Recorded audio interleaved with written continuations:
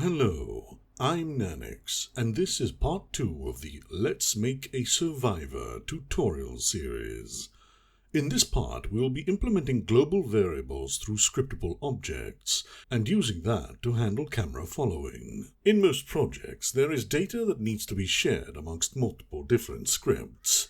This data is commonly seen as global variables.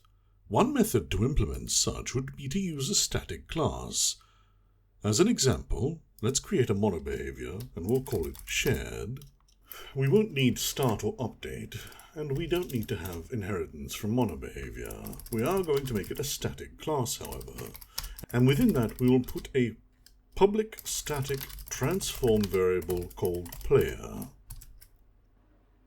Now, if we hop back over, we can create another script. This one does inherit from monobehavior, called register player. And just to get everything out of the way, we'll make another one called follow player. And open those up. Make sure that the class within the file is the same as the file name. That's why I'm getting an error here. Simply because of the way that I duplicated it. Now, we'll open up register player first. And what we want to have happen here is on awake, we want to say that the shared.player variable is equal to transform. This transform, whatever this script is on. In the follow player, we want to say in late update that the transform.position is equal to shared.player.transform.position. No, because that's already a transform, it should just be .position.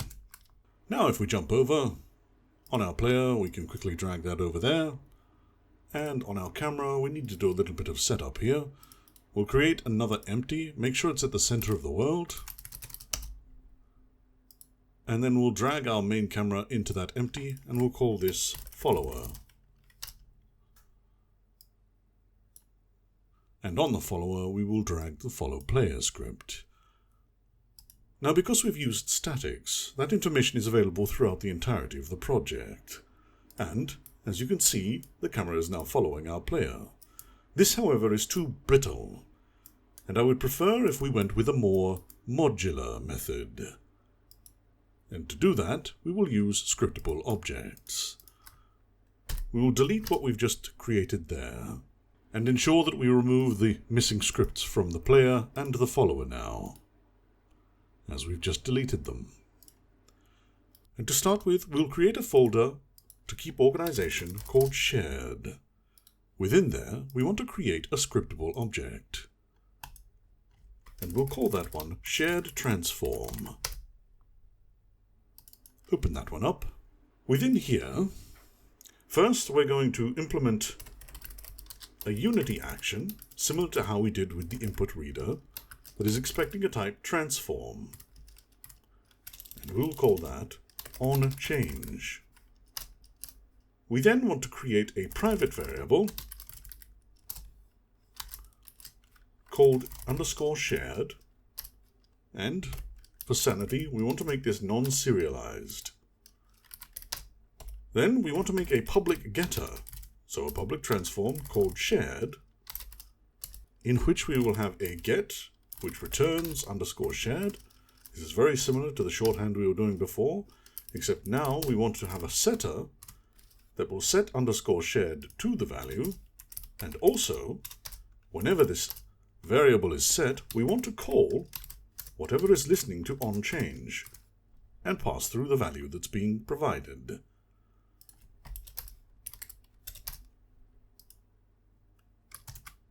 Perfect. We also want to change the way that the Create Asset menu shows. We'll call the file transform, and we'll change this here to be shared/transform. Now when we jump back over to the editor, we can create a new folder called variables. If we want it to appear at the top, we can just call it _variables. And then we should have in our options shared transform, as you can see here. And we'll call this player1. We'll create another folder called helpers. And within here, we're going to create a monobehavior script called register shared transform, similar to what we did before with the statics. Except this time, we're going to use the asset we've just created. So we need to go serialize private shared transform, and we'll call it shared transform. And then on awake, doesn't want to autocomplete. On awake, we want to say shared transform dot shared is equal to this transform. Perfect. Hopping back over to the editor, we'll make one more script, as before. Another monobehavior called follow shared transform. And exactly like we had with the register, we want to grab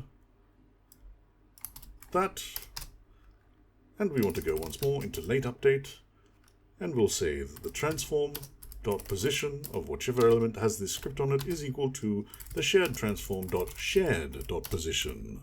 You have to ensure that you're using dot shared here, as that's the variable that's being exposed publicly.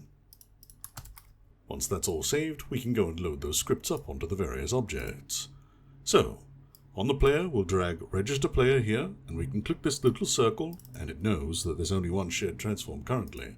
On the follower, we'll throw follow script on here, and we'll go player 1 as well. Now we should have the exact same setup as before, except now we're using a modular asset. And what is the benefit of doing such? Let me show you. A very basic example. If we were to duplicate our player now, duplicate this variable and call it player 2, on player 2 here, we drag this variable on, and then we hit play once more. The camera's still following player 1, but now I can just grab this variable and slap it here. All of a sudden now we're following player 2. Wonderful. Everything modular, so much nicer.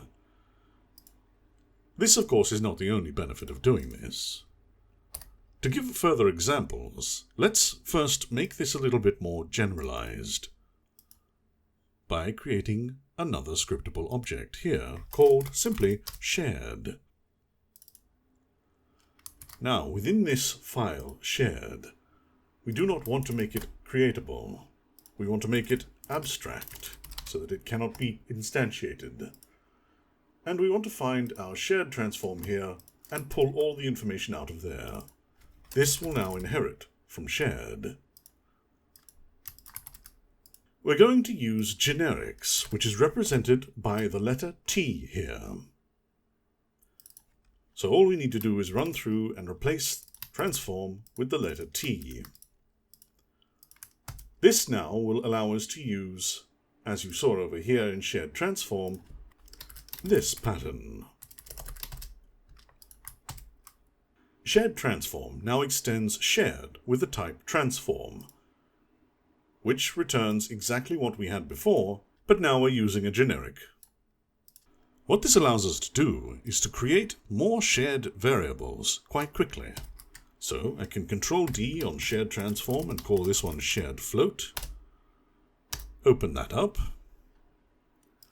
and simply change references from transform to float, making sure we use lowercase f because that's the actual type. We also don't need Unity Engine events for this because it's extending from its parent. A nice simplistic file. And now we can go create shared float.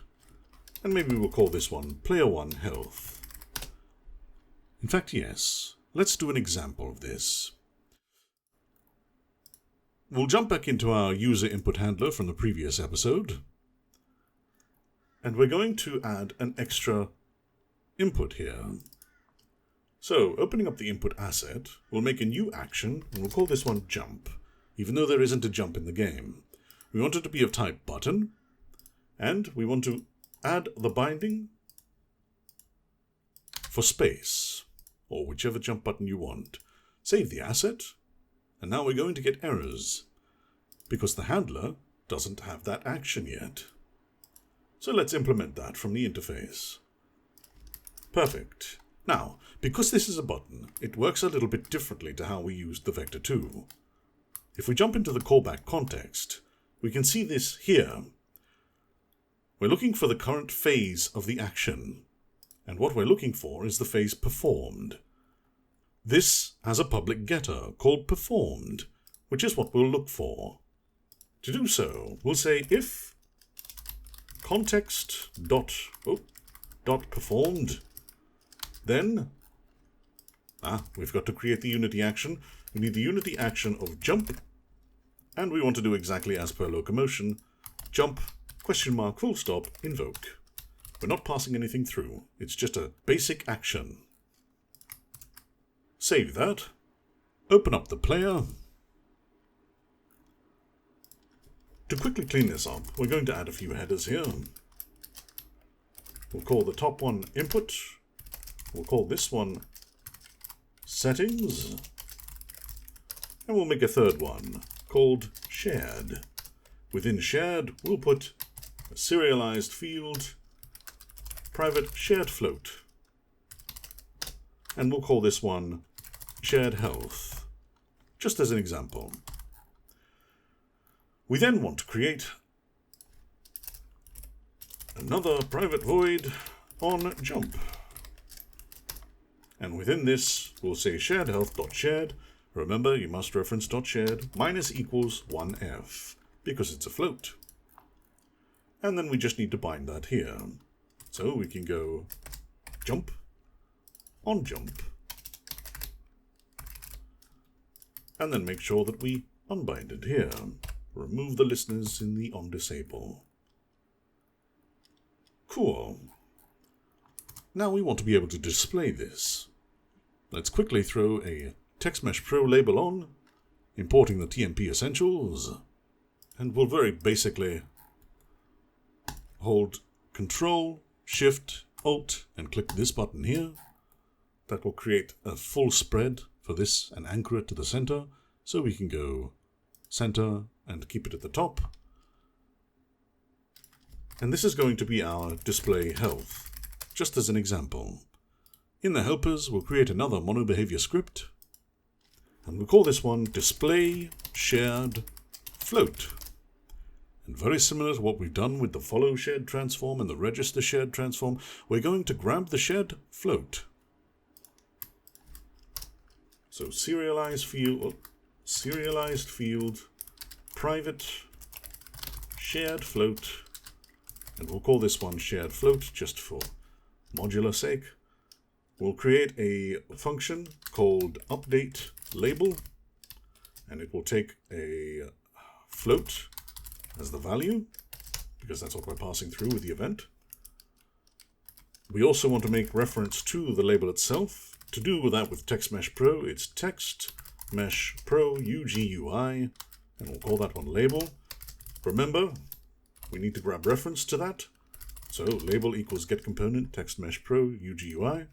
And of course, finally, we need to onEnable and onDisable. Because what we're going to do is in here, in shared, we made this unity action. So whenever this shared variable is set, it calls this, throwing the value through. We're going to grab that, hop back over here, and we want to say shared float dot onChange plus equals, to add this as a listener, update label. And as is common practice, remove that listener when we disable the script. Within here, we're going to say label.text is equal to the value toString, as it's a float and we need to provide a string to this TMP text. To make it a little bit more interesting, we'll also add an extra field. I normally do this when I'm making games, called string prefix. We'll set it to equal nothing, and we'll make one called string suffix. We're going to use the $sign to create a concatenated string which allows us to access variables within it. And what we will do is we'll go prefix, value to string, suffix. Whoop. We also then, to ensure that we have a default value in the start function, we want to call update label and pass through the shared float.shared, as it's expecting a float variable. That's a lot of words, but what did it allow us to do? Well, let me show you. If we jump over to this display health, and we drag on the display shared float, oh, there we go. We can now select the shared float, which was player 1 health, and give it a prefix something like HP with a space. We also need to remember to put that shared float here on the player, otherwise it'll be trying to access nothing. And then we can hit play. We've got 0 health. Oh, and it goes down. But that's no good, is it? No one starts with 0 health after all. So let's extend this shared class just a little bit more, and we'll come up with its final form. We're going to create a public T, because we're using generics, default value. We're going to then implement a Unity-specific interface which allows us to perform custom serialization. And that is the iSerialization callback receiver. We'll do what we normally do and implement that interface, which gives us these 2 new methods.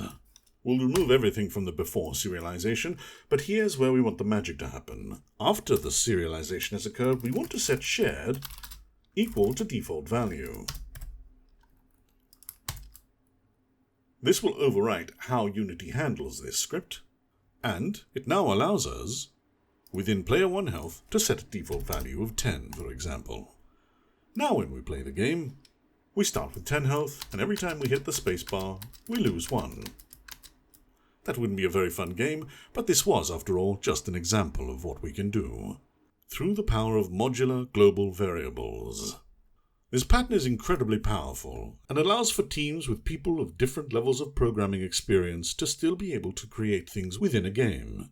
For example, if you've got a designer who's really great at UI but not so good at scripting, if you give them the tool for displayed shared float, they've already got access to the variables here. They don't need to worry about seeking where the player 1 health is, they just know that this will always have that health value. It also decouples everything, so we don't have to worry too much about dragging prefabs into scenes. For example, if we make this a prefab, and I drag it into another scene, it doesn't care if there's no player in the scene, it's just looking for what this value is here. And thus, we have come to the end of part 2. If you found this interesting and want to follow along with the series, please subscribe to my channel. If you have any questions, queries, or feedback, please head to the comments section and reach out. Thank you for watching.